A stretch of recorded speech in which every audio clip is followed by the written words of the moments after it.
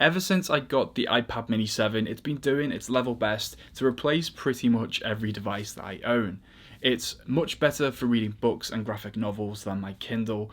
It's proven itself very worthy as an emergency handheld gaming device, and I even find myself carrying my phone around the house much less. But there is one device that I pretty much have not touched since picking up the iPad mini 7. And that is my old 12.9-inch iPad Pro. Now, we are talking here about the M1 version from 2020, just to be clear, but there's something that is a little bit sad about the realization that this device, which I used to get so much joy out of, now basically just sits there next to my desk doing nothing. And in fairness, it's not necessarily the device's fault, it's more just how my lifestyle's changed over the past year or so that's led to me using it a lot less. For the past 2 or 3 years, I had been living in Liverpool and commuting to London once a week, which is like a 2.5 hour journey one way. And for those train rides, the iPad Pro was the perfect device to take with me. I would load it up with video plans so I could work through scripts, get graphics in order, and even edit some visuals which would later go into the final version. And on the way back, I had loads of movies downloaded as well as books and games that could get me through those long commutes home. The iPad Pro has also been brilliant for long holidays in France. We spend about 3 or 4 weeks there every year, and the simplicity of bringing one device that can truly do it all, that has been brilliant for those long trips. The big difference in my lifestyle this year though is that now I work completely remotely, and that has changed the way I use the iPad rather dramatically. It means that when I do leave the house, it's just to go to a cafe for a change of scenery, or maybe I'm driving over to my parents to pick up my son and I need something with me in case he's asleep when I arrive. The iPad mini has been the perfect portable device for all those situations, and it's great to have with you either as a primary or secondary device. Even around the house, it feels so much more portable and easier to pick up than the iPad Pro. I can just put it on the side while I'm cutting vegetables in the kitchen. I can balance it on a ledge in front of our treadmill so I can watch something while I'm exercising.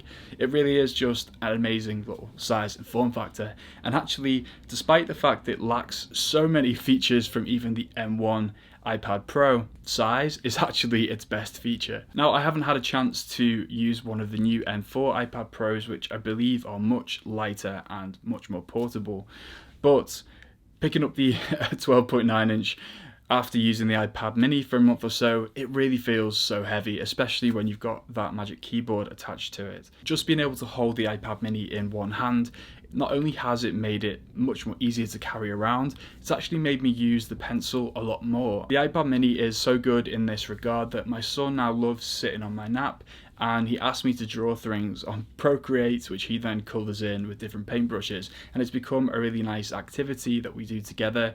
And I'm also not so worried about the iPad mini being broken that I just kind of let him use the pencil and get on with it. The form factor is a big difference here as well, because simply because you can hold it in one hand, it means it's so much more likely for you to use it in a portrait mode. And that just means that I've actually used this a lot more for things like note-taking and just doing little bits of admin work in Notion. I'm also surprised that the Apple Pencil Pro is a much bigger upgrade than I was expecting. It's easy to look at the hover feature, for example, and think, yeah, looks a bit like a gimmick, but it really does change the way I interact with my iPad, and I find myself hovering over icons as I'm kind of deciding which app to go into or which element to select on an app, and it's really kind of made me feel a lot more connected to the iPad than I used to be. I also find myself using that squeeze function to open up a new smart menu and do things like add a new layer really easily in Procreate, and it does make apps flow a lot more easily than you would expect. But even when you flip the iPad mini on its side and do things like watch videos, you also notice that it is in some cases a little bit more immersive than even the iPad Pro. Probably the biggest reason why I would advise you to get an 11-inch at least. It's just because you have these huge black bars whenever you're watching a movie or even YouTube. Having a slightly more traditional aspect ratio on the iPad mini, it lessens that effect, and you actually don't get that much less image per screen when you're watching a movie on the iPad mini. Now, admittedly, there are some things that I do miss about the iPad Pro, but crucially, I don't think they're game changers.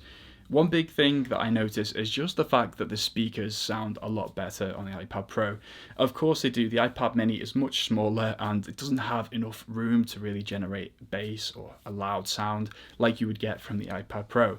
But again, most of the time I'm wearing headphones. I'm not really that interested in having an amazing speaker system on my iPad mini. The other thing is promotion, and yeah, sure, if you are a pro artist and you really want to get the highest refresh rate when you're using the pencil, then the iPad Pro is going to be much better with promotion than the iPad mini. But just as a casual user, if all you really care about is the aesthetics of animations and things like that and scrolling on the iPad, then I don't think it's a game changer if you just want something that's much more compact. And of course, with the iPad mini, you're not going to get that Apple design keyboard case.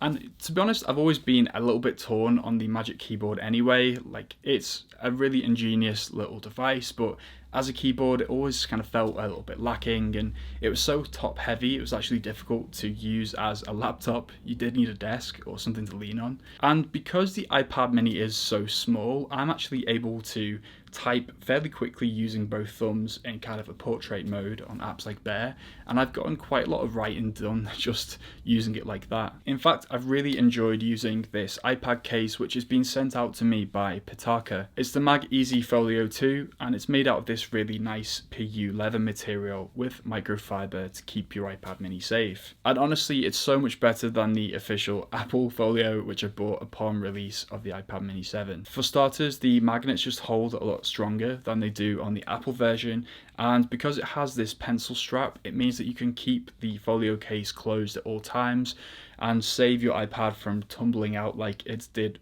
very often when I was using the Apple version. Obviously, that pencil strap also secures your Apple Pencil and means it's not going to come off in a bag or even just when you pick it up the wrong way. It has this triangular structure which you could fold into multiple angles, including in a portrait mode, which is great for doing things like playing along to sheet music or flipping through a book as it's stood on your table. And to show you just how strong these magnets are, you can even just stick it onto the side of a locker and it will hold the iPad in place.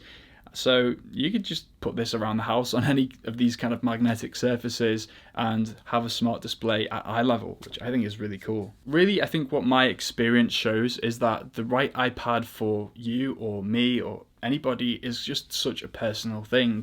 You have to really think about how it's going to fit into your lifestyle, the kind of apps and use cases you want from your iPad, and just choose the one that suits you the best. For my case, I've kind of landed on the iPad as a more casual device that I just want to take around wherever I go, and the iPad mini is a brilliant form factor and size for exactly that. So while I'm very tempted to actually sell my iPad Pro, it might be the perfect device for you. You might even want to take a look at this video to see some more of my thoughts on the iPad Pro. But thanks so much for watching, and I'll see you in a bit.